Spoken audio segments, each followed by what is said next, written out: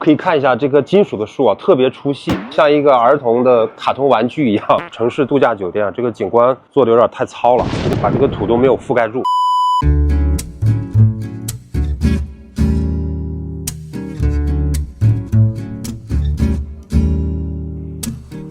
大家好，我是魏洪涛，让我来说你能听得懂的设计。今天呢，我们来打卡上海的都市桃花源阿丽拉。现在这里呢是石门一路和威海路的交叉口，我背后呢是原来四季酒店的入口。那这次四季退牌以后啊，新更新的品牌呢叫阿丽拉，酒店的定位呢叫城市度假酒店。它这次把入口啊巧妙地挪到了建筑背后一个很私密的巷子里，试图营造一种隐士度假的感觉。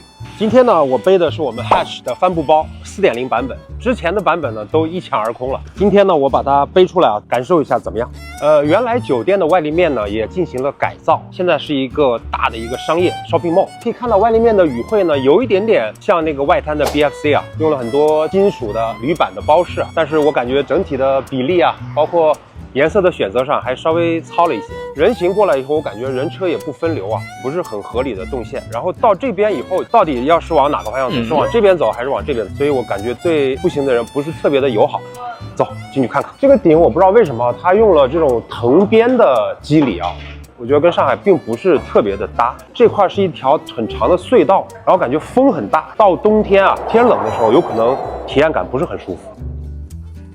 这个庭院呢，我知道设计师啊想营造一种都市桃花源的感觉，但是呢，无奈受制于整个项目的大小、体积，看这么多高楼，天际线。可以看一下这棵金属的树啊，特别出戏。要么我就建议你种一棵很漂亮的一个真实的树，或者你用更高级的创作啊来做一个树的雕塑的艺术品，而不是像一个儿童的卡通玩具一样。这个跟都市桃花源的定位啊，我觉得格格不入。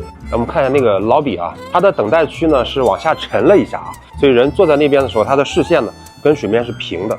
但是唯一美中不足的是，这个外立面打不开。我建议它外立面可以做成那种折叠的玻璃。我们前2年在安吉做过一个安吉的最美的一扇窗，它的窗就是可以完全打开，然后人呢和外面的茶田有非常零距离的一个接触。这个走廊呢让我想到了西塘的梁壤酒店，尺度呢又比梁壤稍微小了一些。我1.85米的身高，感觉有点窄啊，我2个手都可以很轻易的摸到两边的金属网啊，这种度假的感觉呢有很大的一个削弱。梁壤呢，它的过道用了很多藤编的元素啊，江南水乡，就很自然的感觉。在这里呢，它用的是一个金属网，我感觉这个网可能工业风有点过重。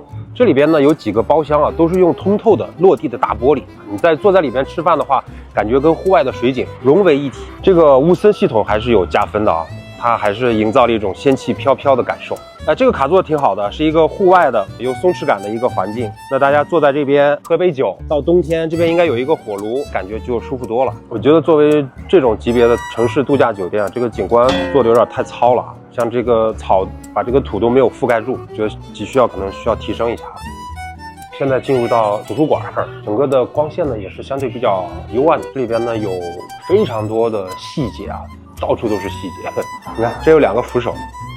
这个是给小孩和推轮椅的残疾人用的，这是一个旋转的木门，把空间啊可分可合啊，所以更加灵活的来使用这个空间。我们现在来到了它这里边的一家日料餐厅，有一个非常小尺度的啊，很有生态的这样的一个小庭院，一下子就把整个餐厅的所有的座位全都激活了。坐在这里啊，宛若置身于户外一样。今天整体看下来呢，我感觉还是不错的啊，在这样一个很小的地方，螺丝壳里做道场，比我的期望值要高。虽然在建筑和景观的尺度和设计上呢，我感觉炉火不是那么的纯青，不是那么的老道，但是呢，它的室内的拿捏和室内整体氛围的营造，我觉得还是不错的。